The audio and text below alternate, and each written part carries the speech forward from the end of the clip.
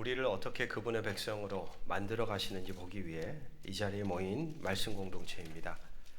우리 모두 이 사실을 기억합시다. 하나님이 여러분 모두와 함께 하시기를. 아멘. 가을 산을 걸어봅시다 라고 말씀드리고 싶네요. 뭐가 그렇게 바쁠까요? 분주하고 삶의 여유를 잃어버린 채 우리는 참 앞만 보고 달려갑니다. 예배당에 모여 함께 예배하는 교우들을 바라볼 때에도 그런 마음이 느껴질 때가 있습니다.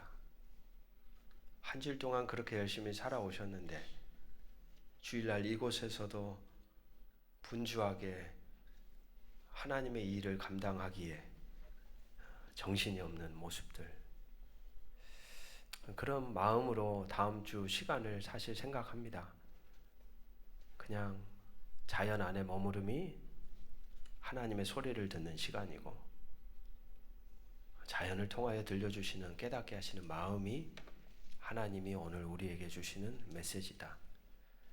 그래서 다음 주에 오실 때에는 그냥 마음을, 내가 오늘은 경직된 마음 다 비우고 그냥 모셔다 드릴 테니까 들어가셔서 머무르시다가 식사하시고 또 이런 시간, 그리고 그 안에서 조금 마음의 여유가 더 되신다면 평상시에 대화 나누지 못했던 분들 곁에 가서 말 한마디 이어지고 연결되는 시간, 그렇게 만들어가고 싶습니다. 그래서 가을 산, 그러니까 자연 만물은 말하지 않아도 우리에게 말을 해요. 메시지를 던집니다. 자연의 이 광대함 앞에 인간이라는 존재는 참 작고 초라해지죠. 그 안에 머무르다 보면 그냥 위로를 얻는 것 같아요. 뭘 특별하게 준 게 아닌데 숲속에 그냥 있다 보면 왜 이렇게 품이 넓을까? 그래서 이렇게 따독따독 해주는 것 같은, 수많은 생명들을 품어내는 많은 자연과 숲을 통해 우리 모두가 이번 한 주간도 그리고 다음 주일도 배움의 흔적이 있기를 주의 이름으로 축복합니다. 유대인의 절기 때 낭독되는 5개의 두루마리가 있습니다. 그것을 보통 메길롯이라고 말합니다. 5개의 두루마리. 그 중에 하나가 아가서입니다.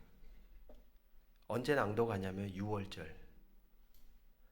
그러니까 6월절의 상황에서 하나님이 은혜 베풀어 건져낸 그 하나님과 누구와의 사랑이에요?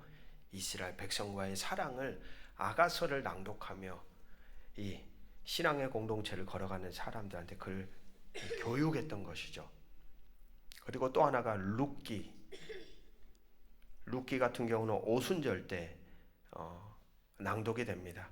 한 이방 여인이 신앙을 통해 이스라엘 백성의 일부가 되는 이야기를 다루고 있고, 이것은 오순절에 이루어지는 수학절과도 연결되어져 있습니다. 그리고 전도서, 이건 초막절 때 낭독이 됩니다. 그리고 에스더서는 부림절 때, 그리고 오늘 우리가 읽은 본문인 예레미야 애가는 바로 아부월 9일에 낭독이 됩니다. 이날은 예루살렘 성전이 파괴된 것을 기억하는 날입니다. 가장 뼈아픈 날이에요. 기억하고 싶지 않는 날. 성전 파괴에 대한 슬픔과 애통을 표현한 시가 바로 오늘 우리가 읽은 애가입니다. 특히 애가는 히브리어로 에카라고 말하죠. 장송곡을 가리키는 말입니다. 비극적인 일을 당한 사람이 비통함에 잠겼을 때 자연스럽게 이런 탄식이 쏟아져 나오죠. 왜 이러는 걸까? 어째서? 그렇게 울부짖는 절규가 바로 이 애가입니다. 좀 전에 우리가 읽은 것처럼 처참하지 않습니까? 남유다라고 하는 그 땅이 어떻게, 그러니까 애가를 읽으면 우리는 그런 생각을 하는 거죠. 왜 이들은 이렇게 됐을까? 왜 이런 탄식과 절규가 터져 나오는 삶의 자리에 하나님이 택한 사람들이 그 자리에 있지?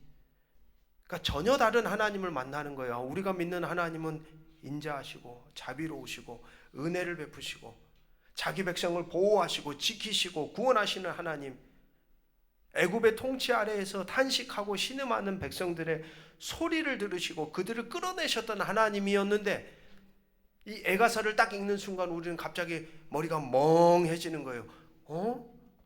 왜 이렇게 변했지? 바로 그것을 우리에게 말해주는 책이 에가서입니다. 왜 이렇게 됐을까? 이스라엘의 역사를 우리가 알듯이 이스라엘은 처음에 단일 왕국입니다. 사울 왕으로부터 시작해서 다윗, 그 다음 솔로몬, 그 다음 솔로몬 이후부터 남과 북이 딱 쪼개지죠. 여러분들이 아시는 것처럼 주전 722년에 위에 있는 땅이 완전히 멸망당합니다. 아수르에 의해서. 참 재밌는 게 이런 부분입니다.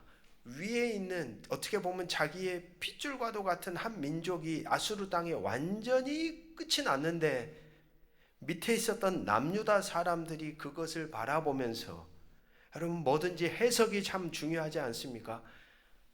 현상이 있고 그 현상을 어떻게 해석하느냐가 중요한데, 남유다 사람들은 그것을 딱 보면서 이렇게 생각했습니다. 하나님이 치셨구나. 맞지요? 하나님이 치신 게 맞지요? 근데 어떻게 해석을 하냐? 역시 반란하여 뛰쳐나갔던 사람들을 하나님이 치셨구나. 그리고 나서 그들은 생각합니다. 다윗의 혈통을 이어가는 남유다는 결코 무너지지 않아. 여기는 멸망하지 않아. 여기는 하나님이 하나님의 나라를 이어가셔 라고 하는 확신을 갖습니다. 사실 여러분, 북이스라엘을 무너뜨리신 메시지는 어떤 의미가 있었냐? 남유다 너희들도 뭐하면 어긋나게 계속 그대로 간다면 너희들 끝이야. 너희들에게 지금 던지는 메시지야. 이렇게 하나님은 메시지를 준 건데, 해석하는 사람들은 어떻게 해석하냐? 역시 우리를 하나님은 지켜주셔. 역시 우리가 정통이야. 역시 우리만이 하나님의 백성이야. 라고 자기 존재를 돌아볼 생각을 하지 않은 채 헛된 신앙의 확신을 가지고 그들은 그들의 삶을 그대로 끌고 갑니다. 여러분 참 신기하죠? 사람이라는 존재가 늘 그렇습니다. 자기가 듣고 싶은 소리만 듣죠. 자기한테 아프고 때로는 내 살을 도려내야 할 만큼 고통스러운 것은 사실 받아들이기가 정말 어려워요. 누군가가 나에게 그런 얘기를 해줬을 때 열린 마음으로 들을 수 있는 인생이 사실 건강한 사람들입니다. 저도 그렇고 오늘 이 자리에 계신 여러분들도 아마 동일하실 거예요. 누군가가 나의 치부를 드러내고 나의 못난 것들을 들춰내고 말해줬을 때 과연 우리는 그걸 수용할 수 있을까? 그래서 우리는 기억해야 합니다. 사람이라는 존재는 늘 자기 듣고 싶은 소리만 들으려 하고, 늘 자기 뜻에 맞는 것만 받아들이려고 하고, 늘 자기가 선 자리에서 보이는 것이 전부라고만 여기기가 쉽다는 거예요. 그걸 우리가 인정하지 못하면 우리는 견고하게 나만의 성을 쌓아가는 존재가 됩니다. 변할 수 없는. 그런데 남유다는 확실하게 믿고 있었습니다.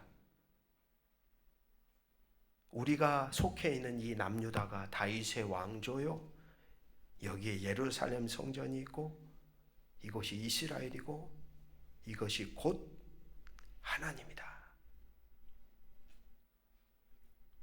잘못된 신학이나 잘못된 신앙처럼 위험한 게 없습니다.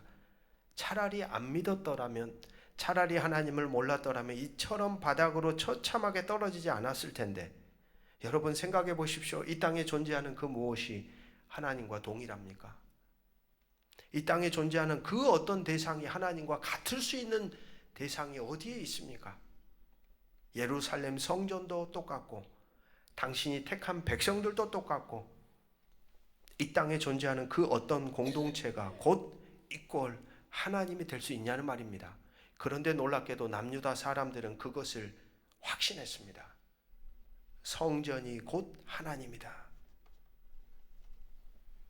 하나님을 믿는 이들이 늘 항상 기억하고 되새겨야 할 중요한 진리는 하나님과 그 어떤 것도 동일한 것은 존재하지 않는다. 어떤 사람도, 어떤 공동체도, 어떤 장소도. 놀랍게도 남유다 사람들은 하나님이라는 존재를 자신들과 동일시 여깁니다. 여기서부터 문제가 생기기 시작하는 거죠, 사실. 하나님과 같다는 다윗 왕조, 하나님과 같은 예루살렘 성전, 하나님과 같은 이스라엘. 그렇다면 하나님은 무너질 수가 있습니까? 하나님은 패배할 수 있습니까? 하나님은 멸망당할 수 있습니까? 안 되는 거예요. 그러니까 하나님과 동일시 여기는 순간부터 이 남유다는 절대 무너지지 않는 나라가 되는 거예요. 자신들이 그야말로 하나님과 전혀 상관없이 악하게 살아가고 있음에도 그들의 확신은 더 분명했습니다. 이게 참 모순인 거예요. 우리는 절대 무너지지 않아, 패배하지 않아, 반드시 지속돼.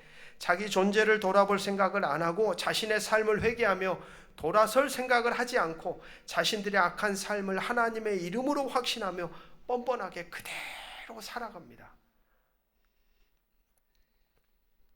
여러분, 같은 맥락에서 오늘 우리에게 허락된 구원이라는 것 역시 하나님의 한량없는 은혜로 주어지는 것이죠. 그것은 하나님의 측량할 수 없는 은혜의 구원에 바르게 응답하며 살아가도록 우리를 부르신 겁니다. 근데 거기에 응답할 생각은 하지 않습니다. 거기에 바르게 자기 존재를 만들어가려고, 지켜가려고 생각하지 않아요. 오직 이거 하나만 더 확실합니다. 구원에 대한 강력한 확신으로만 똘똘 뭉쳐서 살아가는 신앙인들, 위험합니다. 사실 구원파가 이와 같은 삶을 살아가죠. 몇 날, 며칠, 몇 시에 구원받았다. 여러분, 그게 중요한 게 아니지 않습니까? 그 날짜를 기억하는 게 중요한 겁니까? 아니면 지금 이 자리에서도 구원의 은총을 베풀어 주신 하나님께 내가 바르게 응답하며 내 존재를 조각해가며 하나님의 거룩한 형상으로 만들어가는 것이 더 중요한 것입니까? 날짜는 의미가 없어요. 지금 여기에서 내가 그분의 은혜에 어떻게 화답하고 있는가, 이게 더 중요한 것이죠. 이처럼 잘못된 신앙은 정말이지 한 인간을 순식간에 엉뚱한 존재로 만들어가 버립니다. 여러분, 하나님이 이스라엘을 선택하고 세우신 이유가 무엇인가요? 그들을 영원히 죽지 않게 하고 영원히 유지하고 영원히 지속되게 하기 위함이 아닙니다. 그들을 하나님 나라로 데려가기 위함도 아닙니다.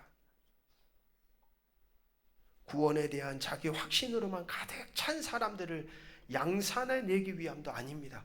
하나님이 그들을 택하신 이유는 딱 하나입니다. 택한 사람들을 통해 하나님이 만드신 세상 한복판에 하나님 나라를 보여주기 원하는 겁니다. 하나님의 사람들은 저렇게 사는 거구나. 하나님이 다스리는 곳은 이런 세상이구나. 그걸 보여주고 싶었던 거예요. 데려가기 위함이 아니라 같이 한번 고백합시다. 하나님 나라를 보여주기 위함입니다. 보여주기 위함. 하나님을 보여주고 하나님의 뜻을 나타내고 하나님의 살아계심을 드러내고 하나님의 뜻이 하나님의 사람들을 통해 어떻게 드러나는지를 이 세상 가운데서 보여주시려고 택한 거예요.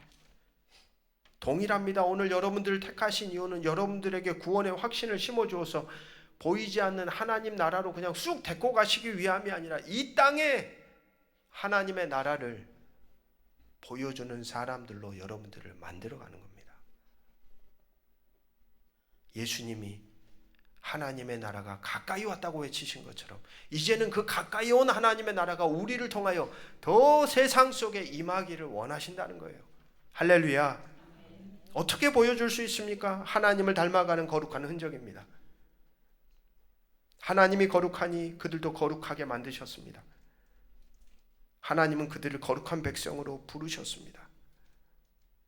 부르신 게 끝이 아닙니다. 부르신 것이 시작입니다. 너는 내 것이야. 이 부른 게 시작이에요. 너는 내 백성이야. 이게 시작인 거예요. 너는 그리스도이냐. 그게 시작이에요. 그게 완성이 아니에요. 그 부름부터 이제 진짜가 시작이 되는 거예요. 그들의 말과 그들의 마음과 그들의 존재 방식과 그들이 세상을 대하는 모습과 그들이 곁에 서 있는 사람들을 어떻게 관계를 맺으며 살아가느냐 하나하나를 통해 그들이라는 존재가 거룩하게 빚어져 가는 것을 하나님은 기대하시며 우리를 부르신 겁니다. 바로 그러한 목적을 상실한 채 남유다 이스라엘이라는 나라는 무려 500년의 시간, 사울왕부터 연도를 따져보니까 500년이에요. 그 시간이 흐르도록 그렇게 걸어왔어요. 단번이 아니라 하나님은 수도 없이 들려주고 알려주고 깨닫게 해주고 사람을 보내고 환경과 상황을 통해 이야기하셨습니다. 그런 하나님이 직접 오늘 예레미야 애가의 말씀처럼 자신의 심판의 칼을 드셨다는 것은 그야말로 이제 끝까지 간 거예요. 여러분, 하나님의 심판은 죄를 지었기 때문이 아닙니다. 죄를 지어서 심판이 임한 게 아니에요. 우리도 죄를 지을 수가 있죠. 죄를 지어서 심판이 임한 게 아니라 죄를 짓고서도 염치 없이 돌아서지 않고 자기의 부끄러움에 완악한 마음이 더해져서 돌아서는 것을 거부했기 때문입니다. 하나님이 우리의 존재를 더 잘 아세요. 우리가 어떤 인간인지, 얼마나 시험 들기도 쉽고 무너지기도 쉽고 부서지기도 쉽고 요동칠 수도 있는지를 아신단 말이에요. 우리는 완벽한 인생이 아닙니다. 우리는 기계가 아니죠. 사람에게 소망이 있는 것은 완벽한 삶을 살아내서가 아니에요. 사람에게 소망이 있는 것은 잘못 어긋난 선택과 악한 행동을 행하였을지라도 놀랍게도 사람은 자기의 흔적을 돌아보며 자백하고 용서를 구하고 돌아서려는 마음과 자세를 가질 수 있습니다. 그게 소망이에요. 죄를 짓는 것은 악한 일입니다. 하지만 죄로부터 자유할 수 있는 인생은 이 자리에 아무도 없습니다. 이스라엘 백성이 남유다 사람들이 하나님이 치시게 된 이유는 그들이 저지른 죄 때문이 아니라 죄를 짓고서도 돌아설 줄 모르는 마음과 자세 때문이었습니다. 그걸 우리는 기억해야 됩니다. 무너졌을 때, 한 존재가 죄로 무너졌을 때 하나님은 같이 한번 따라해 볼까요? 반드시 알려주십니다. 반드시 알려주세요. 내 양심을 통해서, 내 내면의 소리를 통해, 내 곁의 사람들을 통해, 자기가 읽어가는 말씀을 통해, 또 다른 어떤 사건과 상황과 환경과 다양한 루트를 통해 하나님은 반드시 무너져가는 한 인생을 붙잡기 위해 간섭하십니다. 말씀하세요. 바로 거기에서 깨닫고 돌아서서 자기의 죄를 자백하고 인정하고 그 악한 길에서 돌아서려는 이들에게는 변함없는 하나님의 은총과 자비가 반드시 임합니다. 남유다에게 이런 처참한 자리가 임한 것은 자기의 죄됨에 대한 바른 인식과 깨달음, 탄식, 처절하게 인정하고 사죄하며 가던 길에서 돌아 나와 반대로 걸어가려는 흔적이 아예 그들 가운데 사라져 버렸던 것이죠. 바로 그런 사람들이 됐을 때 하나님은 애가를 통해 보여줍니다. 내가 설령 택한 사람들이었을지라도, 내가 설령 그들에게 은총을 베풀어서 건져낸 사람들일지라도 하나님은 어떤 분이신지를 보여주는 거예요. 가차없이 치시는 거예요. 오늘 2장 5절을 보십시오. 주께서 원수같이 되어 이스라엘을 삼키셨으며 그 모든 궁궐들을 삼키셨고 견고한 성들을 무너뜨리사 딸 유다의 근심과 애통을 더하셨도다. 2장 17절 여호와께서 이미 정하신 일을 행하시고 옛날에 명령하신 말씀을 다 이루셨으며 긍휼히 여기지 아니하시고 무너뜨리사 원수가 너로 말미암아 즐거워하게 하며 내 대적들의 뿔로 높이 들리게 하셨도다. 애가를 읽으면서 가장 충격적인 장면은 바로 이런 대목입니다. 이스라엘의 가장 큰 적이 이방 나라가 아니라 누구라는 거예요? 하나님. 이 사실 때문에 놀라는 거예요. 우리의 하나님인 줄 알았거든요. 우리만의 하나님인 줄 알았거든요. 우리를 반드시 지켜주는 하나님으로 알았는데 어느 순간인가 하나님이 가장 큰 대적자가 돼서 그 백성을 치시는 거예요. 이게 너무 충격적인 거예요. 하나님이 친히 이스라엘의 대적이 되셔서 이스라엘을 공격합니다. 찰떡같이 믿었는데 자신들을 지켜주실 거라고, 자신들이 하나님이라고. 그런데 하나님은 가르쳐주는 거예요. 잘못된 신앙이 었음을 그동안 기다리셨던 하나님이 이제 직접 가르쳐주시는 거죠. 여러분 생각해 보십시오. 자신이 택한 백성이 있습니다. 은혜를 베풀었습니다. 그들과 언약을 맺었습니다. 이방 나라들도 다 그걸 보았어요. 아, 저 나라는 하나님의 나라구나. 그들에게 당신의 뜻이 담긴 말씀을 주셨어요. 그런데 그들이 탈선하는 겁니다. 하나님의 관계보다 다른 것에 눈을 돌리고 엉뚱한 것으로 나라를 채워가는 겁니다. 바로 그때 때가 찾아 하나님이 그 백성을 무너뜨리고 멸망시킵니다. 어찌 보면 당신의 백성이 무너지고 백성이 패배하고 포로로 끌려가고 당신을 향하여 예배하는 성전이 무너지는 것이 하나님 자신에게 가장 큰 수치, 모욕이죠.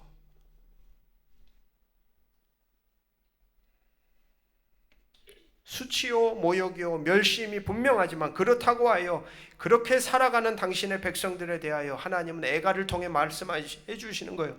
침묵하거나 묵과하지 않는다는 거예요. 왜냐? 하나님은 하나님의 백성이 아닙니다. 하나님은 하나님의 성전도 아닙니다. 그 백성이 하나님의 백성으로 택함 받은 게 분명하지만 그 백성이 바른 언약적인 관계 안에 응답하지 못하는,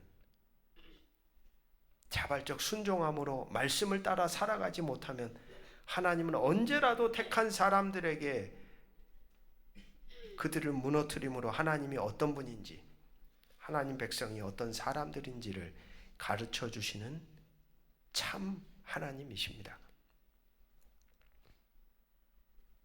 오늘 나눈 말씀을 정리하며 사랑하는 말씀의 동역자 여러분, 진짜 하나님이 우리의 하나님으로 역사하기를 원하십니까?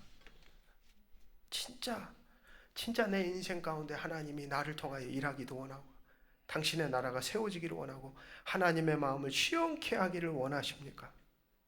그렇다면 여러분, 하나님의 어떤 역사, 어떤 행하심을 구할 것이 아닙니다. 그분이 우리의 하나님이심을, 그분의 백성된 이들이 각자에게 주어진 삶을 존재를 다하여 하나님의 말씀을 바르게 해석하고 번역하여 살아내는 겁니다. 막 열정적으로 기도한다고 하나님이 역사하는 게 아니란 말입니다.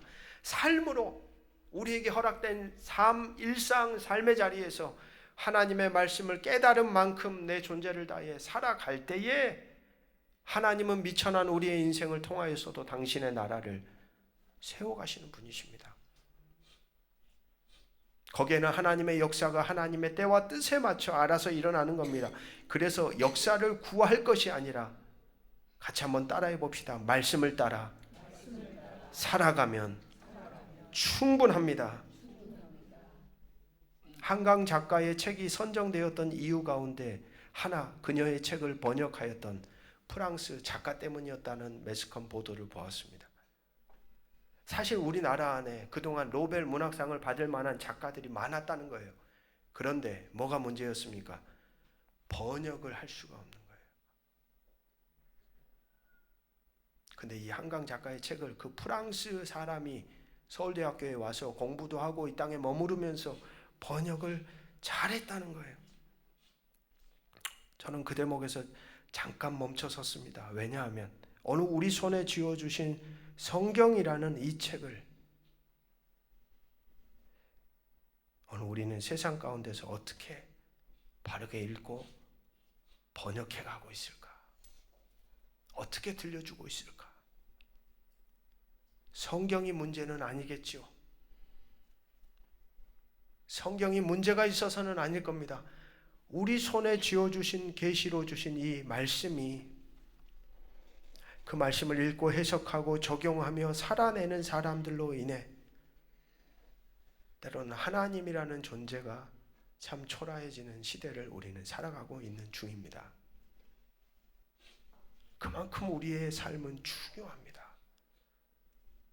여러분의 언어, 여러분의 행동, 여러분의 마음 품는 것 하나, 살아내는 흔적 하나하나가 그런 마음을 품는 거죠. 하나님의 말씀으로 우리의 모든 삶이 하나님께 연락되어질 만한 존재로 살아가는 사람들이 되면 얼마나 좋을까. 그래서 한강 작가뿐이 아니라 오늘 우리가 같이 신앙의 길을 걸어가는 이 자리에 함께하는 우리 여러분 개개인의 삶 속에 연결되어진 삶 하나하나가 사람들에게 하나님을 왜곡되지 않고 성경이 보여주신 하나님을 바르게 삶으로 전달해주는 번역해내는 사람들로 살아가면 얼마나 좋을까. 그것이 바로 오늘 우리가 풀어야 할 과제입니다. 이번 한 주간 여러분에게 주어진 삶을 소홀히 여기지 마십시오. 그 안에서 하나님의 선한 뜻을 늘 질문을 던지며 붙잡고서 치열하게 살아내는 복된 자로 걸어가시기를 주의 이름으로 축복합니다. 기도하겠습니다. 모든 지각에 뛰어난 하나님의 평강이 그리스도 예수 안에서 너희 마음과 생각을 지키시리라. 아멘. 하나님의 은총과 자비를 받았습니다. 구원받은 자로 하나님 백성 된 자로 부름받았단 말입니다. 구약의 이스라엘의 역사의 흔적을 봅니다. 택함 받았던 백성이 어떻게 이 애가서와 같은 삶의 자리에 처절하게 떨어지게 되었는지 오늘 우리 존재를 돌아보게 도와주십시오. 거룩한 부름에 합당하게 우리 자신을 잘 지켜갈 수 있도록 하나님 연약한 인생인 우리의 마음과 생각을 다스리시고 매일매일 허락하시는 당신의 거룩한 말씀에 기대어 이 세상을 향해 하나님을 바르게 번역하며 살아내는 복된 자들로 걸어가도록 붙들어 주시기를 주 예수 그리스도 이름으로 기도합니다. 아멘. 말씀 생각하시고